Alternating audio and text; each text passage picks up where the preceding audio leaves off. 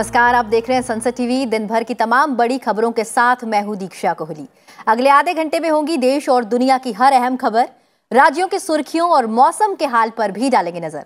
आइए शुरुआत करते हैं हेडलाइंस के साथ। साल 2047 तक भारत को उच्च आय वाला देश बनाने का लक्ष्य पीएम की आर्थिक सलाहकार परिषद ने जारी किया प्रतिस्पर्धी रोड मैप। तेज विकास के लिए समयबद्ध तरीके से साझा प्रयास पर जोर। जम्मू कश्मीर से कांग्रेस को बड़ा झटका। गुलाम नबी आजाद के समर्थन में पार्टी से करीब 64 वरिष्ठ नेताओं का इस्तीफा। वरिष्ठ नेताओं के अपमान का लगाया आरोप।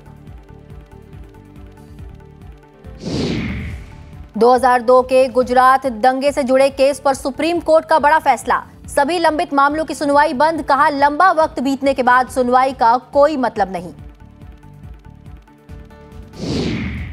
शेयर बाजारों में जबरदस्त उछाल। सेंसेक्स ने लगाई 1564 अंक की लंबी छलांग।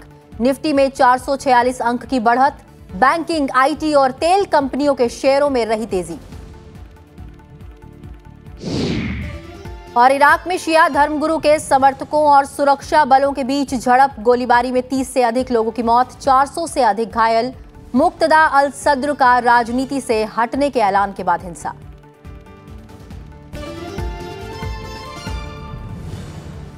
और अब एक नजर उन खबरों पर जो आज सुर्खियों में रही। सरकार ने ई कॉमर्स मंचों पर व्यक्तिगत वजन और माप मशीन बेचने वाले 63 विनिर्माताओं, आयातकों और विक्रेताओं को नोटिस जारी किया है। नोटिस में पूछा गया है कि क्या उन्होंने सभी नियामकीय मानदंडों का अनुपालन किया है। जम्मू कश्मीर में बनिहाल कटरा रेलवे लिंक पर 2 स्टेशन को जोड़ने वाले 111 किलोमीटर निर्माणाधीन रेलवे मार्ग में 9.8 किलोमीटर लंबी सुरंग का काम पूरा हो गया है। सुप्रीम कोर्ट ने केंद्र को पश्चिम बंगाल सरकार की एक रिपोर्ट के आधार पर राज्य में हुए धमाकों की जांच पर फैसला लेने का निर्देश दिया है। मालदा में 12 अप्रैल को धमाका हुआ था, जिसमें कई अन्य घायल हुए थे। झारखंड सियासी संकट के बीच सत्ताधारी यूपीए विधायकों को छत्तीसगढ़ की राजधानी रायपुर शिफ्ट किया गया है। मुख्यमंत्री हेमंत सोरेन ने इसे एकजुटता दिखाने की रणनीति का हिस्सा बताया है। एनसीआरबी की रिपोर्ट के मुताबिक 2021 में दिल्ली में पिछले साल की तुलना में साइबर अपराध में 111% की वृद्धि देखी गई है। मामले बढ़ने का सबसे बड़ा कारण यौन शोषण बताया गया है। जम्मू कश्मीर में माता वैष्णो देवी तीर्थ यात्रा के लिए आरएफआईडी यात्रा कार्ड शुरू किया गया है। 40 नए स्थानों पर सीसीटीवी लगाए जा रहे हैं।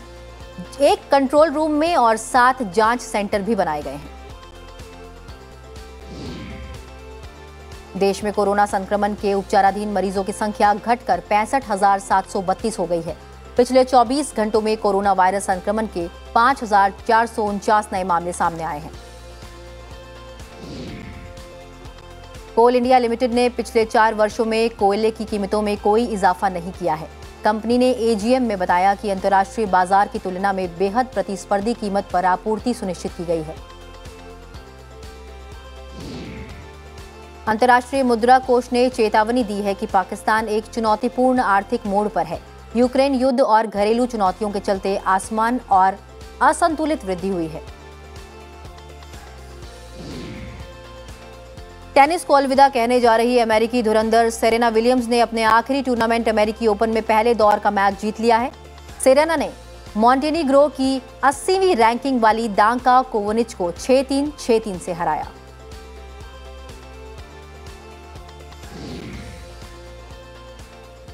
और अब खबरें विस्तार से। प्रधानमंत्री की आर्थिक सलाहकार परिषद ने आज दिल्ली में देश की स्वतंत्रता के 100 वर्ष पूरे होने तक की प्रतिस्पर्धात्मक रूपरेखा जारी की है। परिषद के चेयरमैन डॉक्टर बिबेक देबरॉय ने competitiveness road map for India at 100 जारी किया है। आपको बता दें कि इस मौके पर उन्होंने कहा कि भारतीय अर्थव्यवस्था का आकार 2047 तक 20,000 अरब डॉलर तक पहुंच जाएगा, बशर्ते अगले 25 वर्षों में औसत वार्षिक वृद्धि 7 से 7.5% रहे। 2047 तक भारत भी उच्च मानव विकास श्रेणी के देशों में शामिल हो जाएगा।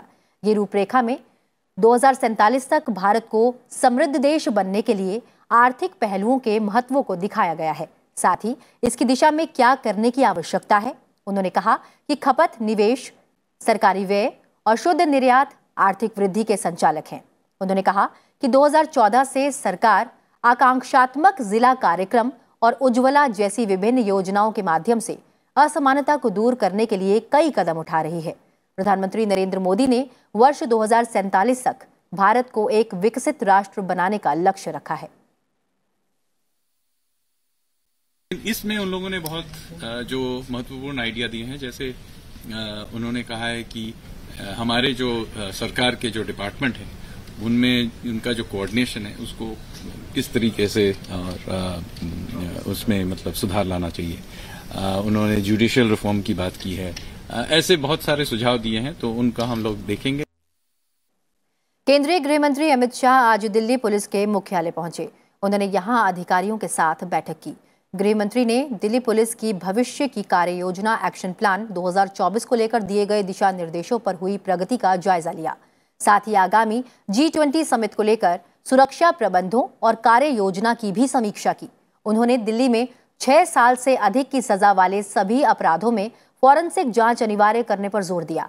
उन्होंने कहा कि गंभीर प्रकृति के अपराधों में पुलिस को कानूनी जांच के बाद ही चार्जशीट दाखिल की जाए। इसके अलावा अमित शाह ने दिल्ली पुलिस वार्डों और कॉमनवेल्थ गेम्स में पदक जीतने वाले खिलाड़ियों को सम्मानित किया। इस दौरान पहलवान मोहित ग्रेवाल, तुलिका मान समेत कई एथलीट्स मौजूद रहे।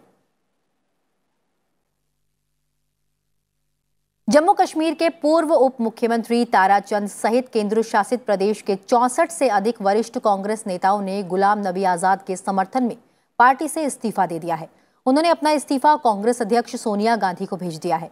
ताराचंद के अलावा पूर्व मंत्री अब्दुल मजीद वानी, मनोहर लाल शर्मा, घारूराम, पूर्व विधायक बलवान सिंह सहित कई नेताओं ने पार्टी से इस्तीफे की घोषणा की है।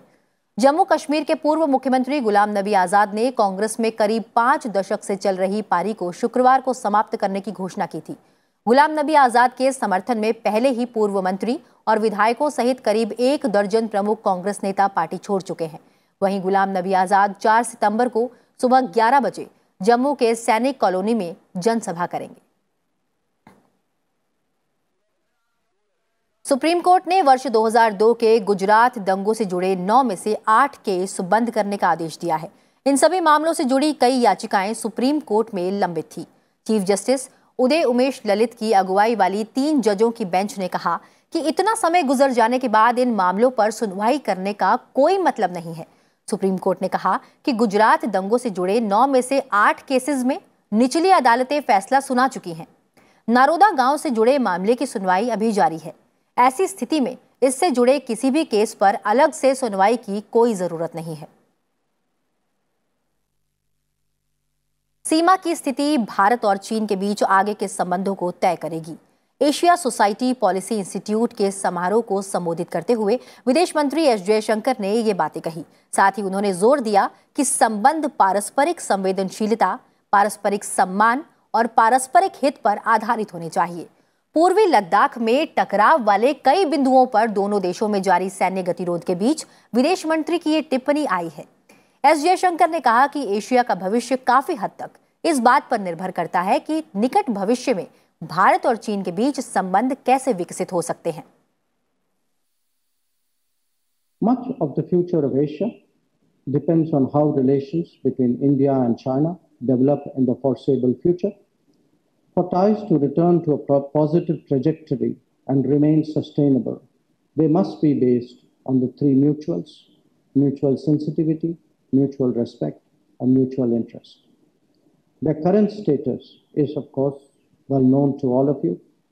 I can only reiterate that the state of the border will determine the state of the relationship. वहीं जम्मू कश्मीर के शोपिया जिले में आज सुरक्षा बलों ने लश्कर-ए-तैयबा के 3 आतंकवादियों को ढेर कर दिया है। पुलिस के मुताबिक सुरक्षा बलों ने शोपिया के नागबल इलाके में आतंकवादियों की मौजूदगी की सूचना मिलने के बाद घेराबंदी कर तलाशी अभियान शुरू किया था। अभियान के दौरान मुठभेड़ शुरू हो गई, जिसमें सुरक्षा बलों ने 3 आतंकवादियों को मार गिराया। मारे गए आतंकवादी प्रतिबंधित आतंकी संगठन लश्कर-ए-तैयबा से जुड़े थे। घरेलू शेयर बाजारों में आज जबरदस्त उछाल दर्ज किया गया है और बीएसई सेंसेक्स 1000 564 अंक की बढ़त के साथ बंद हुआ। बैंकिंग, आईटी और तेल कंपनियों के शेयरों में जोरदार लिवाली से बाजार में तेजी लौटी। सेंसेक्स 1564.45 अंक यानी 2.70% की लंबी छलांग के साथ 59,537 अंक पर बंद हुआ। इसी तरह नेशनल स्टॉक एक्सचेंज का निफ्टी भी 446.40 अंक यानी 2.58% चढ़कर 17,759 अंक पर बंद हुआ। Bajaj finance industries bank, tech Mahindra, ICICI bank, Kotak Mahindra bank, Tata steel और एचडीएफसी के शेयर फायदे में रहे। भारत के डाटा केंद्र उद्योग का आकार करीब 5.6 अरब डॉलर मूल्य का है और वर्ष 2025 तक देश भर में 45 से अधिक नए केंद्र खोले जाएंगे। एनरॉक और बिल्स्वेगर की एक रिपोर्ट में यह अनुमान जताया गया है। आपको बता दें कि रिपोर्ट के मुताबिक देश भर में इस समय 138 डाटा केंद्र कार्य कर रहे हैं जो करीब 1.1 करोड़ वर्ग फुट क्षेत्र में फैले हैं। इनकी 37 मेगावाट की मौजूदा आईटी क्षमता का 57% सिर्फ मुंबई और चेन्नई शहरों में ही है। भारत में डाटा केंद्र विस्फोट पर एक नजर रिपोर्ट में कहा गया है कि अगले 3 साल में 1.3 करोड़ वर्ग फुट आकार और 1105 मेगावाट आईटी क्षमता वाले 45 डाटा केंद्र देश में और खुलने वाले हैं।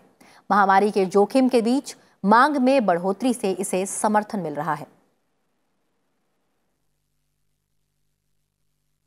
और अब वक्त एक छोटे से ब्रेक का, बने रहिए संसद टीवी के साथ।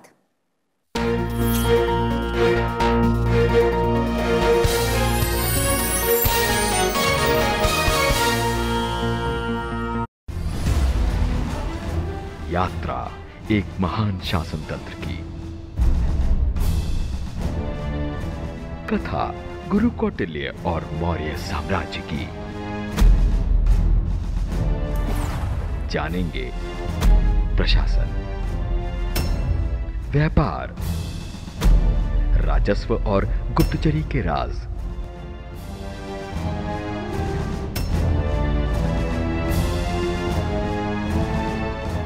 इतिहास गुरुवार रात 9:30 बजे सिर्फ संसद टीवी पर।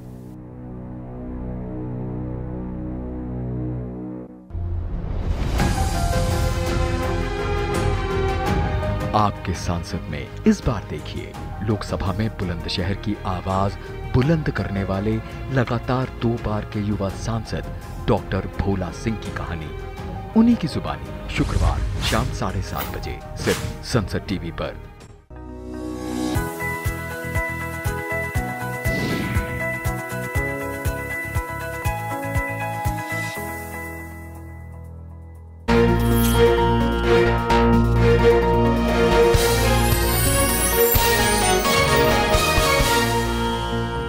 ब्रेक के बाद स्वागत है आप सभी का। आप देख रहे हैं आज की खबर। बढ़ते हैं आगे और बात करते हैं राज्यों से जुड़ी हुई खबरों की।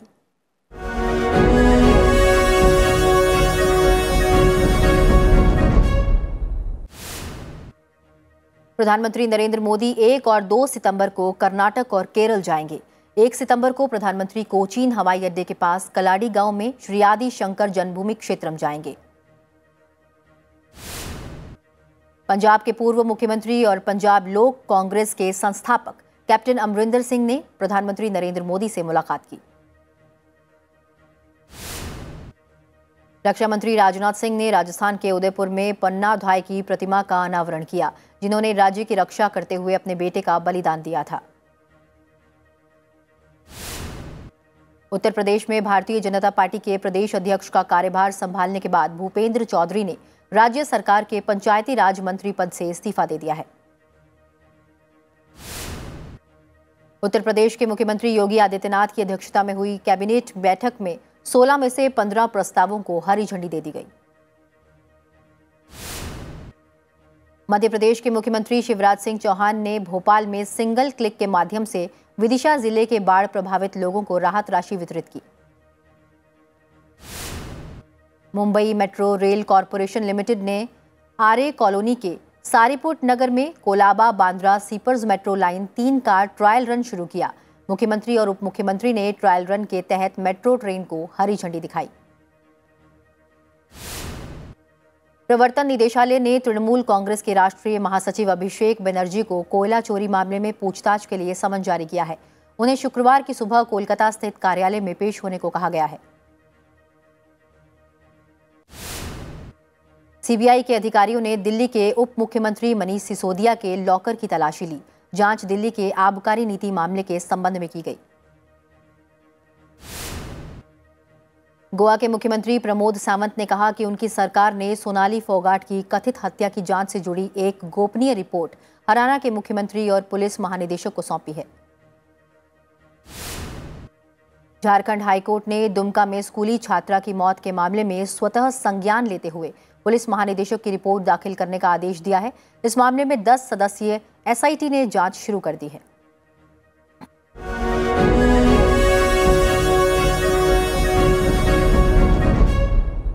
और अब कुछ और अहम खबरों पर नजर डालते हैं।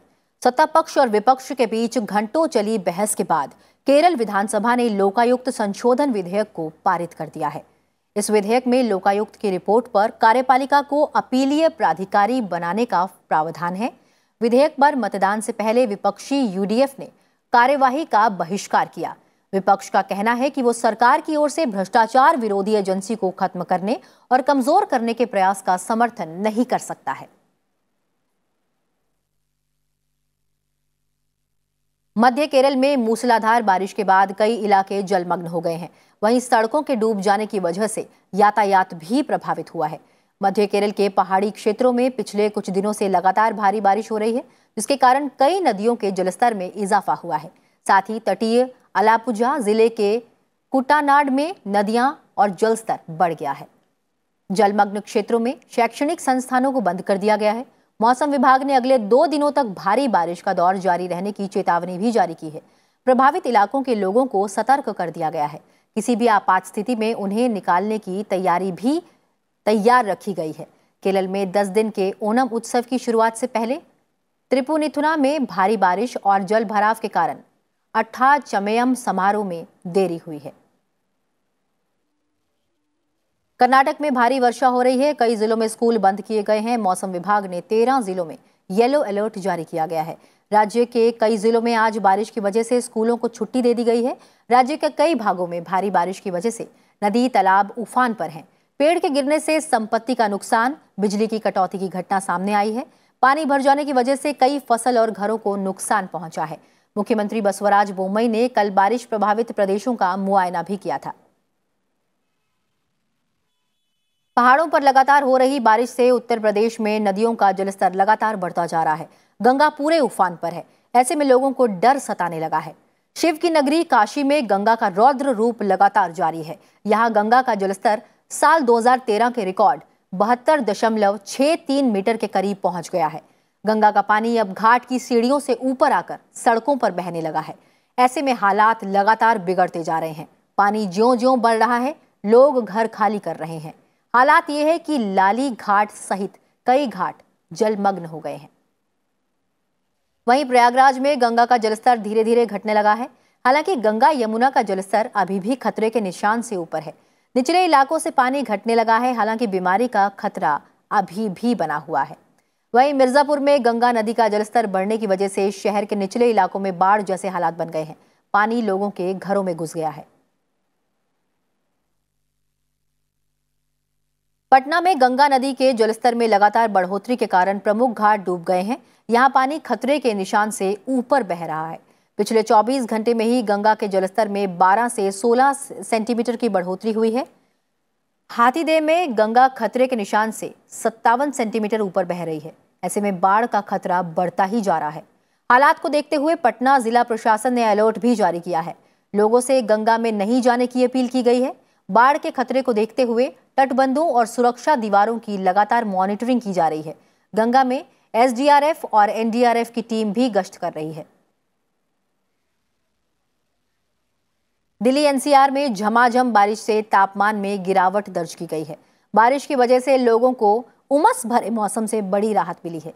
वहीं मौसम विभाग ने आसमान में बादल छाए रहने का अनुमान जताया है। बारिश के बाद न्यूनतम तापमान सामान्य से 2 डिग्री कम यानी 24 डिग्री सेल्सियस के आसपास रहा।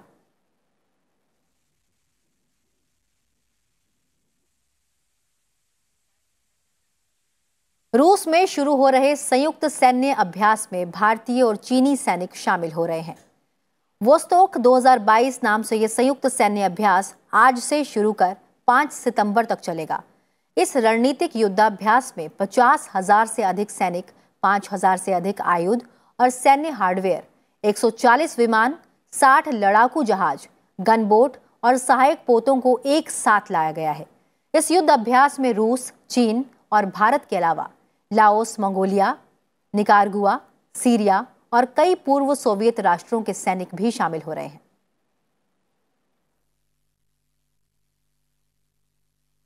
और अब खबरें अंतर्राष्ट्रीय जगत से।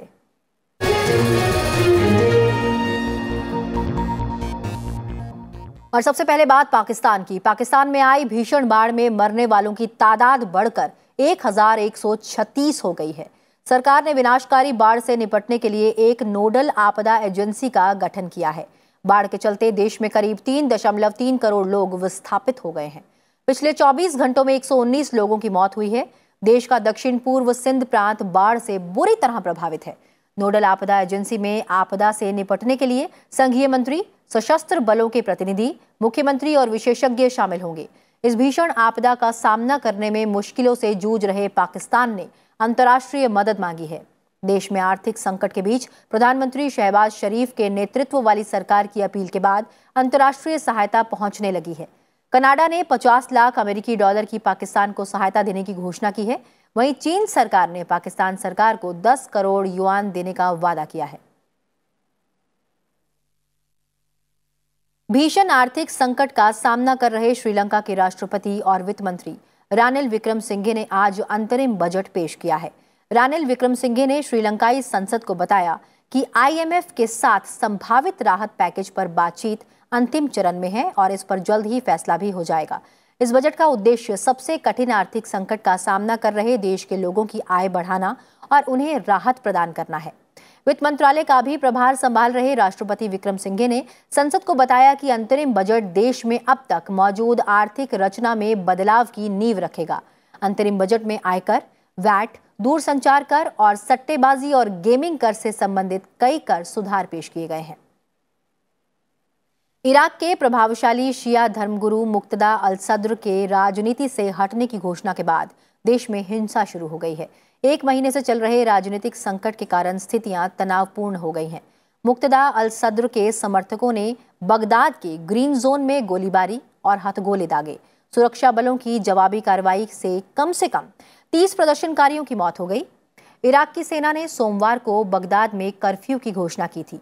इराक के कार्यवाहक प्रधानमंत्री मुस्तफा अल कदीमी ने कैबिनेट का सत्र निलंबित कर दिया। इराक की सरकार में गतिरोध तब से आया जब धर्मगुरु मुक्तदा अल सद्र की पार्टी ने अक्टूबर के संसदीय चुनावों में सबसे अधिक सीटें जीती थी, लेकिन वह बहुमत तक नहीं पहुंच पाए थे। मुक्तदा अल सद्र ने समर्थकों से प्रदर्शन स्थल से हटने की भी अपील की है। भारत ने संयुक्त राष्ट्र सुरक्षा परिषद से कहा कि अफगानिस्तान में ISIL की उपस्थिति काफी बढ़ गई है। साथ ही आगाह किया कि पाकिस्तान स्थित लश्कर-ए-तैयबा और जैश-ए-मोहम्मद जैसे प्रतिबंधित संगठनों के कारण क्षेत्र की शांति और स्थिरता खतरे में है। संयुक्त राष्ट्र में भारत की स्थायी प्रतिनिधि रुचिरा कंबोज ने कहा कि अफगानिस्तान के लोगों के साथ हमारे मजबूत ऐतिहासिक संबंधों के मद्देनजर शांति और स्थिरता की वापसी भारत के हित से जुड़ी है। UNSC की बैठक में रुचिरा कंबोज ने कहा कि आतंकवाद रोधी प्रतिबद्धताओं को पूरा करने के लिए और अधिक कड़ी कार्यवाही करने की जरूरत है। और बुलेटिन में फिलहाल इतना ही। चलते चलते आपको छोड़े जाते हैं यूरोपियन देश माल्टा की राजधानी वैलेटा में पोल टूर्नामेंट की तस्वीरों के साथ। फिलहाल मुझे दीजिए इजाजत। अपना ख्याल रखिए और देखते रहिए संसद टीवी। नमस्कार।